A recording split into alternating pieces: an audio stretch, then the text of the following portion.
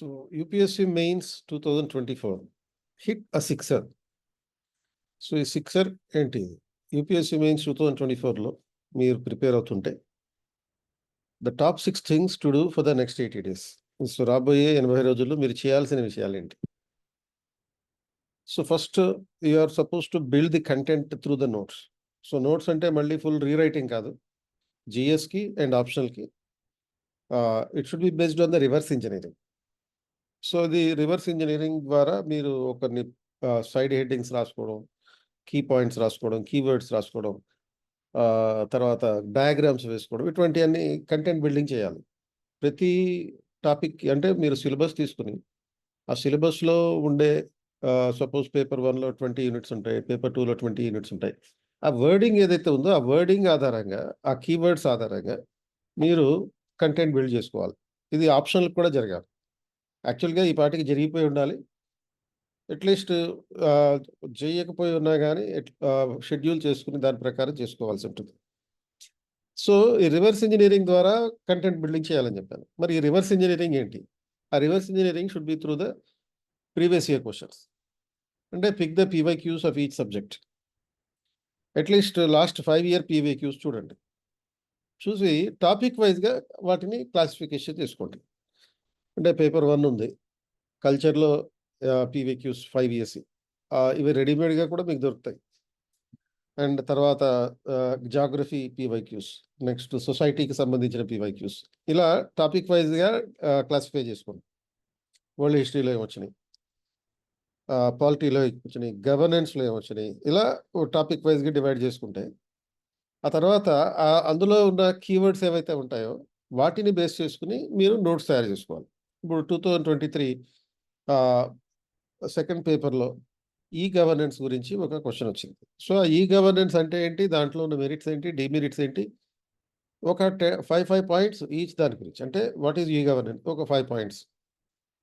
ఆ తర్వాత advantages of e governance, demerits of the e governance, challenges in the e governance.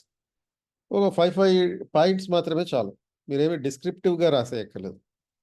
ఎందుకంటే వాళ్ళు ఇచ్చే 150 words క్వశ్చన్కి మీరు అంతకన్నా ఎక్కువ ఆన్సర్ రాయలేరు. సో ఇది రివర్స్ ఇంజనీరింగ్ ద్వారా జరగాలి. సో ఇక్కడ ఒక అనౌన్స్మెంట్ ఏంటంటే 30th June నుంచి 6th July వరకు ఒక ఆప్షనల్ సెలెక్షన్ సింపోజియం ఒకటి నిర్వహిస్తున్నాం. Telugu literature, PSIR, mathematics and anthropology, public administration, sociology and geography, ఈ సబ్జెక్ట్స్ అన్నిటి మీద ఈ ప్రోగ్రామ్ ఉంటుంది. 7 days ప్రోగ్రామ్. ప్రతి సబ్జెక్ట్కి ఎక్స్పర్ట్ వస్తారు. అలాగే ఆ సబ్జెక్ట్కి సంబంధించినటువంటి కాన్సెప్ట్స్, ప్రీవియస్ ఇయర్ క్వశ్చన్స్ ఎలా ఉంటాయో, ఎలా ఆన్సర్ రాయాలి చెప్తారు. ఎందుకంటే ఆప్షనల్ అనేది మన సక్సెస్ డిసైడింగ్ ఫ్యాక్టర్ అన్నమాట. సో ఈ ప్రీవియస్ ఇయర్ క్వశ్చన్కి సంబంధించినటువంటి ఒక ఎగ్జాంపుల్ తీసుకుని చెప్తున్నా. ఇండియన్ సొసైటీలో ఉన్నాయి. So do you think marriage as a sacrament, not sacrosanct, sacrament is losing its value in modern India? So ఇక్కడ స్పెల్లింగ్ మిస్టేక్ లాగా లేకపోతే ఒక వర్డ్ మిస్టేక్ లాగా అనిపించినా కానీ ఇది చాలామంది మిస్అండర్స్టాండ్ చేసుకున్నారు ఈ క్వశ్చన్ని. యాక్చువల్గా సాక్రమెంట్ అనేది వేరు, సాక్రోసాంక్ట్ అనేది వేరు. సాక్రోసాంక్ట్ అనేది ఒక పవిత్రమైన వ్యవహారం, అండ్ సాక్రమెంట్ అంటే ఒక ఆచారం, ఒక రిచువల్ అన్నమాట. ఒక రిచువల్గా మ్యారేజ్ అనేది తన వాల్యూని కోల్పోతుందా అనేటటువంటిది ఇక్కడ క్వశ్చన్. ఇక్కడ మీరు సాక్రోసాంక్ట్ ఇన్స్టిట్యూషన్ అని చెప్పి అర్థం చేసుకుని ఆన్సర్ రాస్తే వేరే ఆన్సర్కి వెళ్తారు. బట్ ఈ సాక్రమెంట్ అనేటటువంటి పదానికి ఉన్న అర్థం ఏంటి అంటే ఒక రిచువల్గా దాని వాల్యూని కోల్పోతుంది. ఆ తర్వాత జరిగేటటువంటిది ఒక సాక్రోసాంక్ట్ ఇన్స్టిట్యూషన్, ఒక వ్యవస్థగా తన విలువని కోల్పోవడం, అది వేరే. అంటే కుటుంబ విలువలు తగ్గిపోవడం, కుటుంబాలు బ్రేకప్ అయిపోవడం, లేకపోతే జాయింట్ ఫ్యామిలీ సిస్టమ్ వెళ్ళిపోవడం, ఈవెన్ వైఫ్ అండ్ హస్బెండ్ వెళ్ళిపోవడం, ఇవన్నీ సాక్రోసాంక్ట్ ఇన్స్టిట్యూషన్కి సంబంధించింది. ఇది సాక్రమెంట్కి సంబంధించింది. అంటే ఒక రిచువల్గా ఏదైతే గతంలో మనం రిచువల్స్ జరిపేవాడు, ఇది మ్యారేజ్కి సంబంధించినటువంటి ఒక పద్ధతులు, 5 రోజులు పెళ్ళి, 14 రోజులు పెళ్ళి, 16 రోజులు పెళ్ళి, ఇట్లా దీని విలువ కోల్పోతున్నదా అనేటటువంటిది ఇక్కడ క్వశ్చన్ ఇచ్చాడు. యాక్చువల్గా 2 రకాల అంశాలు ఉన్నాయి. కొన్ని చోట్ల మిడిల్ క్లాసెస్ లెవెల్లో, అప్పర్ మిడిల్ క్లాసెస్లో దీని విలువ కోల్పోతుందేమో, బట్ లోయర్ మిడిల్ క్లాసెస్లో దెన్ సూపర్ రిచ్ క్లాసెస్‌లో దీని విలువ కోల్పోవట్లేదు. సాక్రిమెంట్ అనేది నడుస్తూనే ఉంది. పండగలు జరుపుతున్నారు. రిచువల్స్ చేస్తున్నారు. అన్ని రకాల వ్యవహారాలు జరుగుతున్నాయి. కాబట్టి ఆ పెళ్లి చేసేటటువంటి ప్రక్రియలో ఏదైతే ఉంటుందో, ఆ ప్రొసీజర్ గురించి ఇక్కడ question. Not about the survival of the marriage after the marriage. అలాగే explain why suicide among young women. So, ఇక్కడ యంగ్ వుమెన్ అంటే particularly the women in the age between 15-39 అన్నట్టు. సో, వాళ్ళకి సంబంధించినటువంటి సూసైడ్స్ గురించి ఆన్సర్ రాయాలి. Child cuddling is now being replaced by mobile phones. Discuss its impact on the socialisation of children. So, ఇక్కడ discuss అన్నాడు కాబట్టి 2 రకాల డైమెన్షన్స్ చెప్పాలి. అంటే ఈ మొబైల్ ఫోన్‌ల వలన వచ్చే మెరిట్స్, డిమెరిట్స్. అంటే చైల్డ్ కడ్లింగ్ అన్నప్పుడు మీనింగ్ ఏంటంటే పేరెంట్స్ పర్సనల్‌గా పిల్లల్ని ఎత్తుకొని ఆడించి, లేకపోతే వాళ్ళకి గైడ్ చేసి, ఈ రకమైనటువంటి ఆస్పెక్ట్. అంటే వాళ్ళని హత్తుకొని అంటే ఇక్కడ పేరెంట్సు, తర్వాత పిల్లలు ఇద్దరూ కూడా మొబైల్ ఫోన్స్‌కి అతుక్కుంటున్నారు. దానివల్ల వచ్చే అడ్వాంటేజెస్ ఏంటి? Socialization. Discuss the impact on the socialisation of the children. Mobile phones are helping the children to get socialized online. Online socialization జరుగుతుంది. అది అవసరమే ఇప్పుడున్నటువంటి పరిస్థితుల ప్రకారం. ఫిజికల్ సోషలైజేషన్ జరగట్లేదు. దానికి పేరెంట్స్, పిల్లలు ఇద్దరు కారణమవుతున్నారు. అలా ఈ 2 రకాల డిస్కషన్ పాయింట్ ఉండాలన్నమాట. అంటే so based on these questions prepare your notes on the following topics like child rearing. దీని మీద ఇప్పుడు వస్తున్నటువంటి మార్పులేంటి? అంటే పిల్లల్ని పెంచడం. And impact of technology on social relations. Social relations అంటే ఈ wife and husband relations, parent children relationships. అంటే ఇక్కడ ఇచ్చినటువంటి సిలో ఇచ్చిన క్వెషన్ లాగనమాట. ఆహ్, ఈ టెక్నాలజీ వల్ల వీళ్ళు దగ్గరవుతున్నారు, దూరం అవుతున్నారు. అన్నదమ్ముల అనుబంధాలు, లేకపోతే అక్క చెల్లెల అనుబంధాలు, ఈ సిబ్లింగ్ రిలేషన్‌షిప్స్ అన్నమాట. అలాగే reasons and implications of suicide among the students, women and farmers etcetera. ఇప్పుడు స్టూడెంట్స్ మీద క్వెషన్ అడగొచ్చు. ఎందుకంటే 2023లో సుమారుగా ఓన్లీ కోటా అనే ప్రాంతంలోనే సుమారుగా ఒక 27 మంది ఆత్మహత్యలు చేసుకున్నారు పిల్లలు.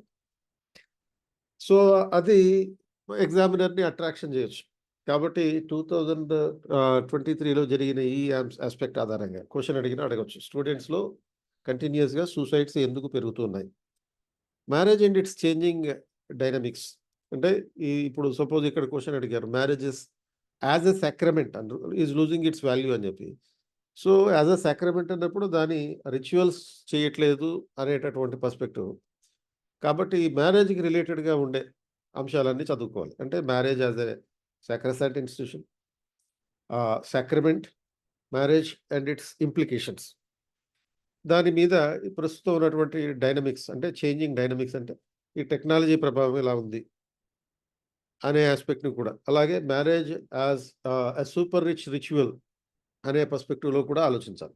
ఎ సూపర్ రిచ్ రిచువల్ అంటే అత్యంత ధనవంతులు దీన్ని ఏ విధంగా చూస్తున్నారు? ఒక వ్యాపారంలాగా కూడా చూస్తున్నారు. ఇప్పుడు సపోజ్ మన ఆహ్, అంబానీ పిల్లల కొడుకు పెళ్ళయింది. పెళ్లి అయిందో లేదో తెలీదు గానీ అవుతూ ఉంది. అది చాలా కాలం నుంచి అవుతూ ఉంది.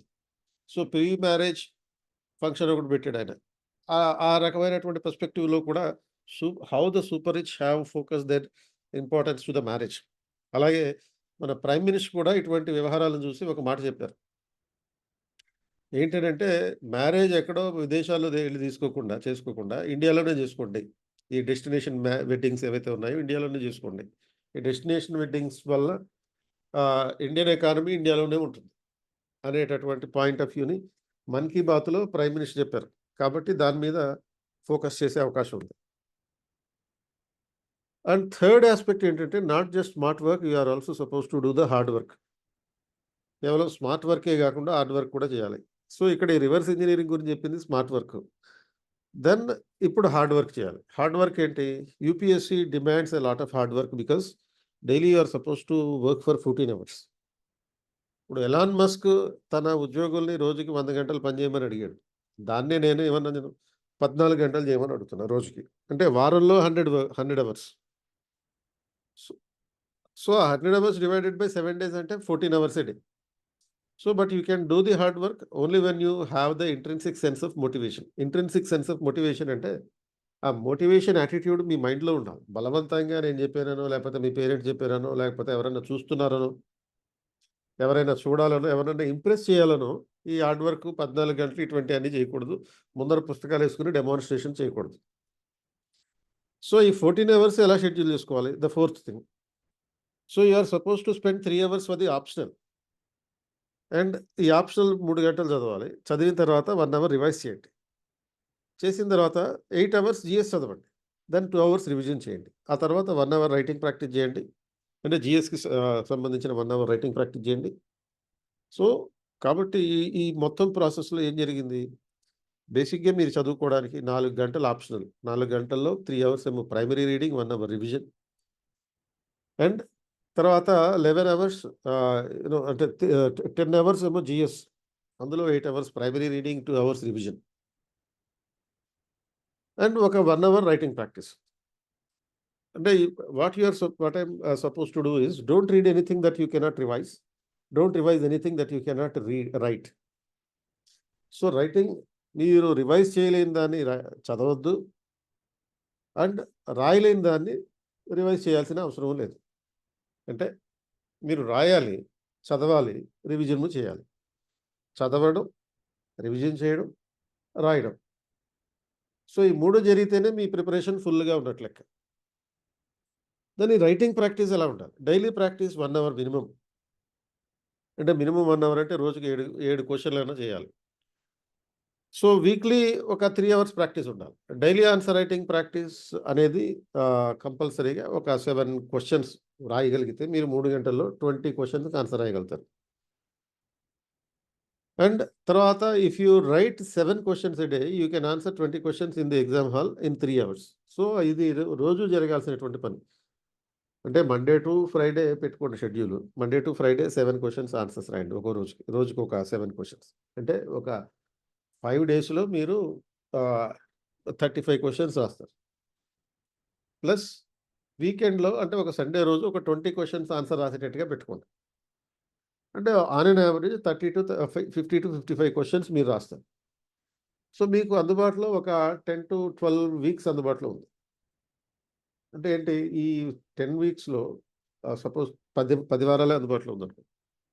అంటే 500 క్వెషన్స్‌కి మీరు ఆన్సర్స్ ప్రాక్టీస్ చేస్తే మీ పెర్ఫార్మన్స్ ఎగ్జామ్ హాల్‌లో ఏ రేంజ్‌లో ఉంటదో మీరు ఊహించుకోండి. Then you have to add some value addition as everybody says. అందరూ చెప్పినట్టే కొన్ని వాల్యూ అడిషన్స్ ఉండాలి. Your answer should contain the some certain things like committee recommendations. Second ARC recommendations బాగా బై హార్ట్ చేయండి. అండ్ దాంతో పాటు ఈ నీతి ఆయోగ్ రిపోర్ట్స్ చూడండి. ఈ మధ్య కాలంలో డిఫరెంట్ కాన్సెప్ట్స్‌కి సంబంధించినటువంటి నీతి ఆయోగ్ రిపోర్ట్స్. అలాగే డయాగ్రామ్స్ ఎయండి. ఎక్కడెక్కడైతే అవసరమో. సపోజ్ ఫ్యామిలీ గురించి ఏదన్నా సోషియాలజీలో సోషల్ కాన్సెప్ట్స్ ఏవైనా రాస్తున్నప్పుడు దానికి సంబంధించిన ఒక చిన్న బొమ్మేసేయండి. ఆర్ లేకపోతే ఒక జాగ్రఫీలో ఒక మ్యాప్ పాయింటింగ్ వచ్చినప్పుడు ఆ మ్యాప్ ఇండియా మ్యాప్ రాయండి. అలాగే సబ్ హెడ్డింగ్స్ రాయండి. టేబుల్స్ రాయండి. మైండ్ మ్యాప్స్ తయారు చేయండి. సో, ఇటువంటివన్నీ ఉపయోగించినప్పుడు మీకు రైటింగ్ ప్రాక్టీస్ అనేది మెరుగ్గా అలవాటవుతుంది. So, political science and international relations దీని మీద ఈ సబ్జెక్ట్ మీద ఈ ఆప్షనల్ మీద ఒక అవగాహన కార్యక్రమం ఉంది. ఎప్పుడు జూలై 1 తారీఖున.